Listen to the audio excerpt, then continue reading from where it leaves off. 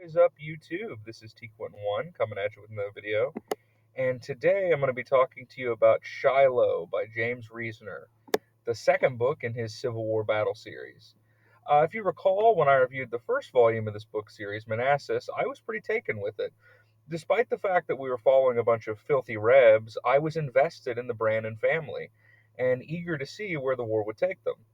Well, I'm pleased to say that the sophomore novel in this book series, Shiloh, is just as good, if not better, than Manassas. It's funny. I remember wishing we'd get more naval action, and while this isn't anything as extreme as a Monitor and Merrimack focused book, most of this takes place on the Mississippi River.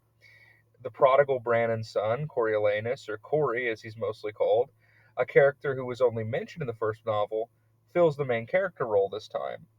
This is one of the first things this book gets really right. Corey is about as different from Will, the central protagonist of the first book, as you can get. He's not a fighter, he's not a lawman. He's just a guy going through a tough time, trying to make it. If Will was Clint Eastwood, Corey is Scrubs era Zach Braff, and he's absurdly likable. Given that he's a civilian, every time he's in proximity to the war, it's nail biting, too.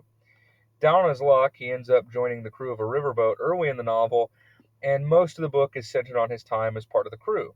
There's long passages, even whole chapters about how the crew works together and the various jobs they need to do to keep the boat maintained. And while I understand if you're only reading this to get to the big battle at Shiloh Church, those passages might drag on a bit, but I loved those scenes.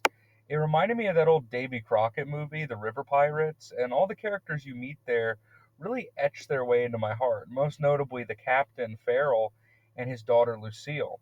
There's some real warmth to those scenes and character. There's a lengthy sequence in New Orleans that's just really fascinating to read. There's a lot of cool history there.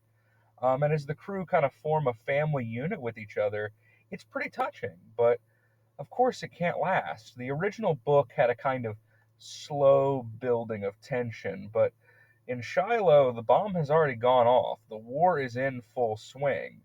And there is some heart wrenching stuff in the back of this book, genuinely devastating. And that is pretty impressive because we are, again, following the southern side of the war. And my sympathies are toward the other team in real life.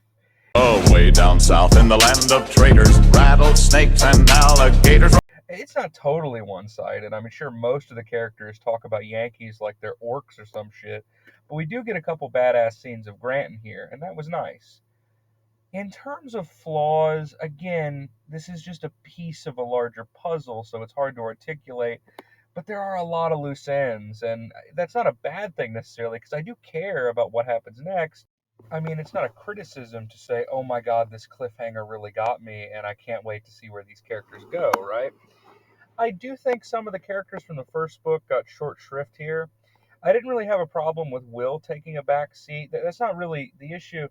The problem is that certain characters, what they're given to do, isn't super interesting, or at least isn't super interesting yet. We'll see if it germinates into anything in the other books. Particularly the character of Titus. You know, I just kind of have an annoyance in general to fundamentally changing a character in between stories. In the first book, he was a smitten, lovesick guy, yeah, but still a pretty noble character. And when we meet him in this book, he's nothing more than a drunk, which I don't know, I didn't really enjoy that. Also, yeah, this isn't totally historically accurate. Again, it is kind of a romanticized version of the conflict. And if that's an issue for you, maybe stay away. But for me, I can still get swept up in the story, even if I know it takes some liberties here and there. That having been said, Shiloh really is a great read. I'm going to give it a 9.5 out of 10. It's slightly better than the first book, and I can't wait to get to book 3, which of course covers the Battle of Antietam. This is T. Quentin 1 signing out.